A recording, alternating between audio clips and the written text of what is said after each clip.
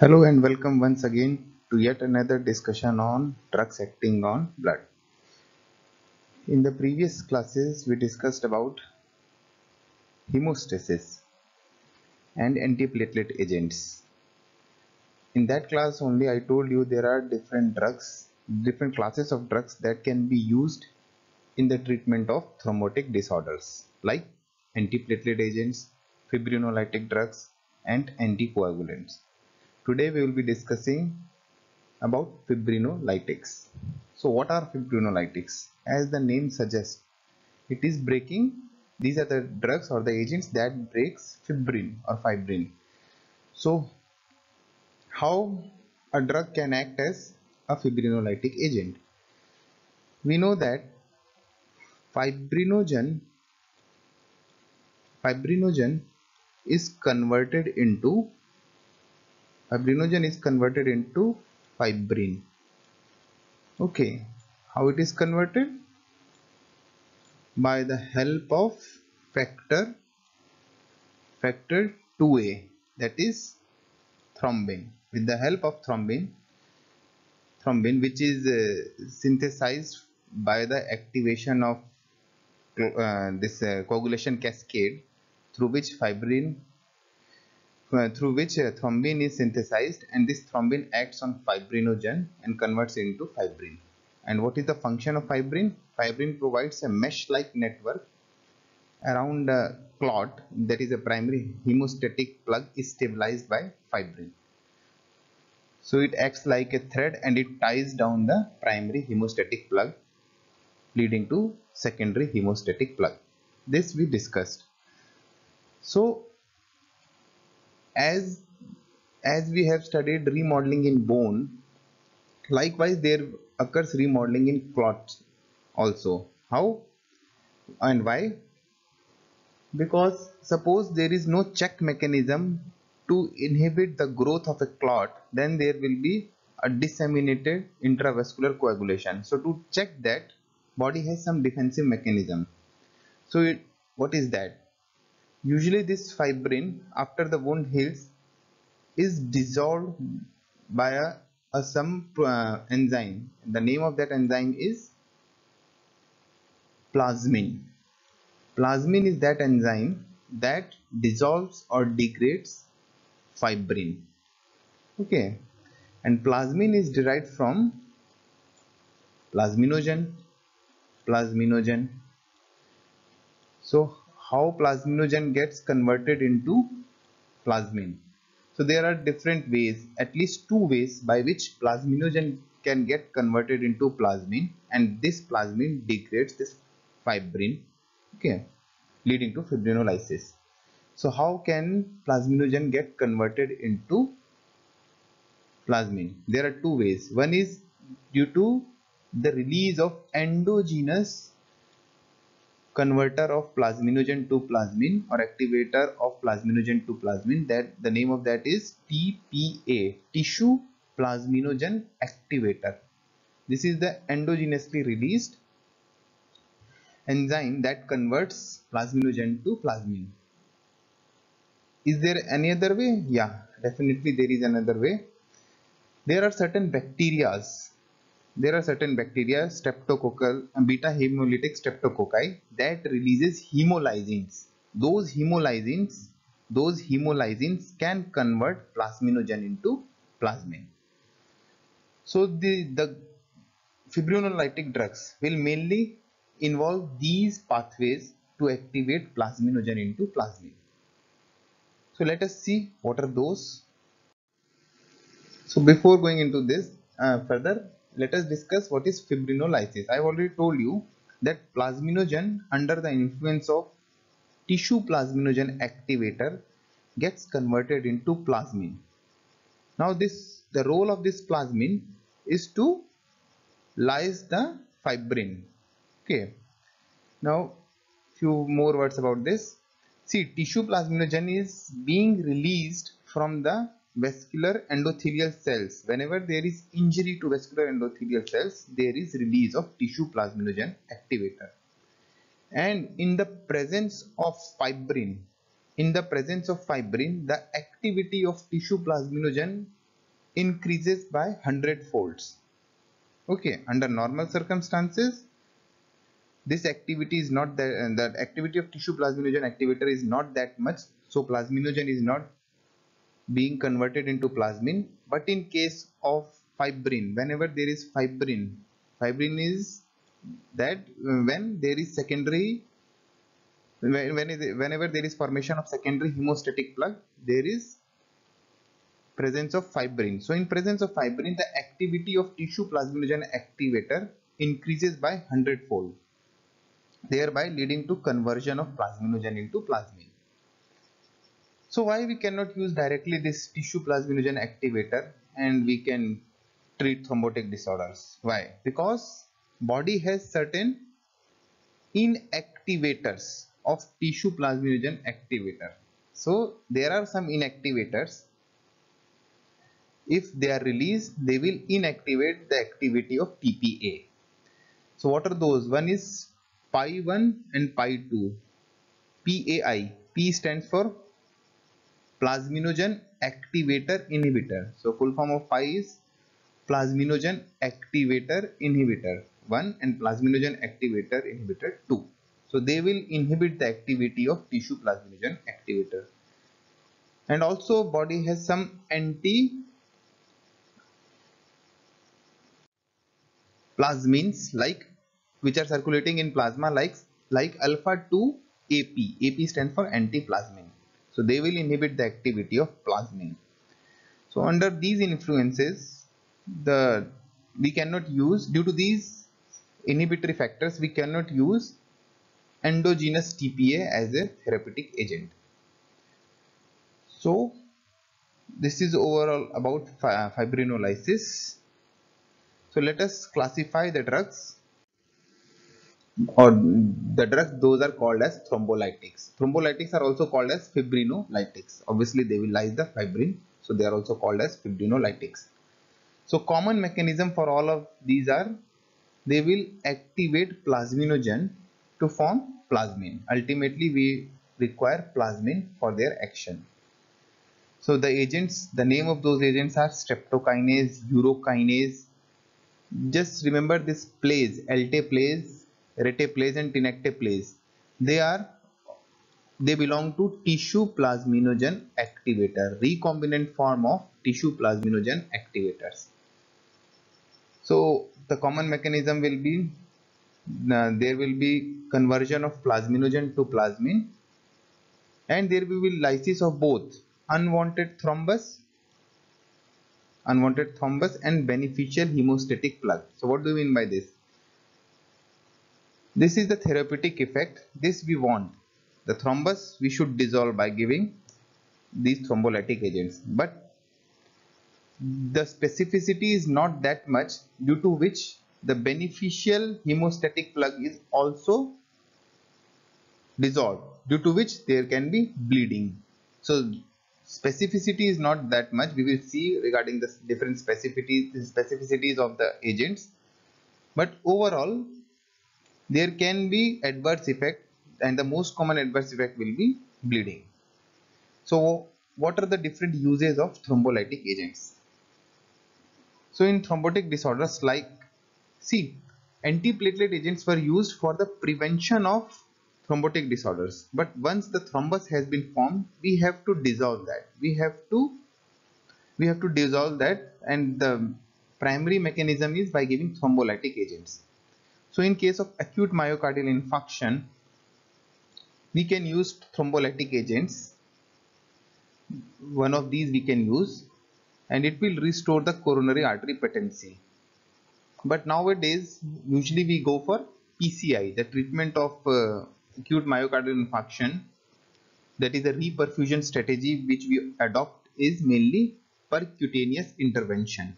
Okay, PCI, that we will discuss. But we can use thrombolytic agents in acute myocardial infarction, especially if the patient comes to you within hour of onset of symptoms. If the patient comes to you early, then we can use thrombolytic agents. In the treatment of deep vein thrombosis, we can use thrombolytic agents. In pulmonary embolism also we can use, especially Yeah, in pulmonary embolism we can use these agents, alteplase, and in case of stroke also we can use thrombolytic agents. So this is the overall, these are the overall uses of thrombolytic agents. So let us discuss these agents one by one. So this diagram is just stressing upon the action of different thrombolytic agents. Like plasminogen is getting converted to plasmin via these agents. By these agents, these are getting converted. So fibrin is acted upon by plasmin, and what is the end result? There is release of fibrin degradation products like D-dimer. D-dimer is a fibrin degradation product. D-dimer. So now coming to streptokinase. Streptokinase, I already told you there were two different mechanisms by which we can convert plasminogen into plasmin. Apart from TPA, we have some hemolysins which are released from certain bacteria.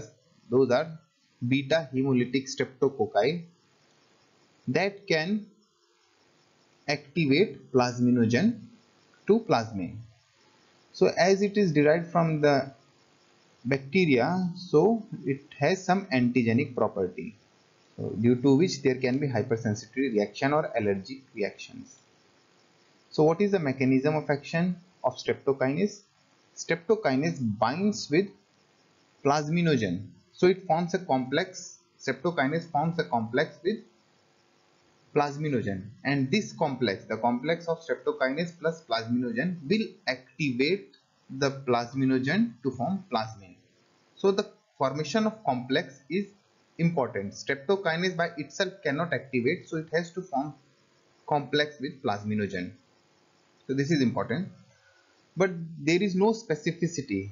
It means that it acts on both free and bound plasminogen. Bound means the plasminogen which is bound to the clot, and also it will act on free plasminogen which is circulating in the plasma. So there will be activation of plasminogen to plasmin, and there won't be any clot specificity, due to which the risk of bleeding will be more. So it can also one of the means additional this mechanism of action is that it can reduce the actions of factor 5 and factor 7. So this is additional action due to which there will be increased risk of bleeding. So few important points about streptokinase. We know that it is derived from certain bacteria, beta hemolytic streptococcus, due to which it is antigenic in nature. So suppose a patient is having bacterial infection, sore throat. In that case, there will be circulating antibodies against this streptococci. So in those patients, if we use streptokinase, the efficacy of streptokinase will be decreased due to circulating antibodies against this streptococci, and those antibodies will neutralize the effect of streptokinase. This is one reason. And also, if you have used streptokinase recently means less than 1 year, if you have used the streptokinase, then there will be development of again circulating antibodies against this streptokinase. In that patient also, the efficacy of streptokinase will decrease. So in either if the patient is suffering from a sore throat due to bacteria, the streptococcal infection, or if you have used streptokinase recently means less than 1 year, then also there will be development of antibodies against streptokinase, leading to decreased effect of streptokinase in those patients. So this is important. So there was mainly problem due to its antigenicity. So we have isolated one urokinase from human urine, and the benefit will be it is non-antigenic. So this is good. So it will not induce allergic reaction. And what is the mechanism of action? See, streptokinase was forming a complex with plasminogen, but here urokinase is directly activating plasminogen to yield active plasmin. And what is the indication? You can use urokinase in deep vein thrombosis. In the treatment of deep vein thrombosis, there can be a catheter directed lysis of the thrombi by using urokinase. So again, this is important. So let us see the mechanism of action of streptokinase in a pictorial format. See, streptokinase is forming a complex with plasminogen, and this complex, that is the complex between streptokinase and plasminogen, is activating plasminogen to plasmin, and this plasmin will degrade fibrin, and there will be release of fibrin degradation products like D-dimer. So this is important mechanism of action. Again, this diagram is stressing upon non-specificity of streptokinase, that is, it is dissolving this fibrin which is attached to the clot, so there will be clot dissolution, but it is also decreasing the circulating levels of fibrinogen as it increases the breakdown of fibrinogen into fibrinogen degradation products. So it is decreasing the levels of fibrinogen in the circulation. So both of these, due to both of these, there will be increased chances of bleeding. Now again, this diagram basically differentiates between the action of streptokinase versus alteplase. I told you alteplase. What was alteplase? Alteplase, reteplase and tenecteplase, they all belong to tissue plasminogen activator. Okay, so regarding the mechanism of action, the difference between mechanism of action of streptokinase versus tissue plasminogen activator, especially alteplase, is, see, alteplase binds to fibrin. There is a complex formation that alteplase directly binds to the fibrin, and we know that fibrin is mainly present at the clot site. It helps in the formation of secondary hemostatic plug. So fibrin is present at the clot, where there is clot. So there is certain specificity of alteplase towards, it is mainly clot specific. There will be activation of plasmin where there is the presence of clot. So this complex between alteplase and fibrin will activate plasminogen to plasmin. Okay, so this is important. So alteplase has some specificity, and you can say it will cause local fibrinolysis of that clot only, at least theoretically, and in practically also, clinically also, there is some specificity as compared to streptokinase. So we usually prefer alteplase over streptokinase due to this specificity. Okay, so again this diagram stresses upon the non-specificity of streptokinase or overall thrombolytic agents, that we want this thrombus to reduce. So we are giving thrombolytic agents, the thrombus is decreased in size, but problem is that if there is hemostatic plug, there is also there is dissolution of hemostatic plug due to thrombolytic agents, so there is increased risk of bleeding. Now coming to recombinant tissue plasminogen activator as a whole, we have three agents: alteplase, reteplase and tenecteplase. I have already told you as alteplase is relatively fibrin selective, especially at low dose. And what are the uses? We have studied this also. In the treatment of myocardial infarction, we can use this TPase, recombinant TPase. See, myocardial infarction is mainly of two types: ST elevation MI and non-ST elevation MI. In case of ST elevation MI only, we will go for thrombolytic therapy. In non-ST elevation MI, use of thrombolytics are contraindicated. So ideally we can use this thrombolytic therapy within 1 hour of onset of symptoms. That will be the best time to use thrombolytic agents. means maximum benefit will be achieved at that window period only. But totally up means up to 12 hours of onset of symptoms, we can use thrombolytic therapy. If the patient presents to you after 12 hours of the symptoms of MI, then we will opt for another way of reperfusion, that is PCI or CABG, depending upon the status. But we won't be going for thrombolysis. Okay. In massive pulmonary embolism also we will be using thrombolytic agents, especially these recombinant tissue plasminogen activators. In ischemic stroke, here the window period is a bit less. That is, it is said that the window period is only 3 hours. Within 3 hours of the onset of symptoms, if we use thrombolytic agents, the benefit will be maximum. So if we compare streptokinase versus alteplase, so alteplase is superior because there is no chance of allergic reaction because it is non-antigenic, and we know it is more clot specific and it is more efficacious. But one problem is there with alteplase, that its half-life is very less. Okay, so due to this less half-life,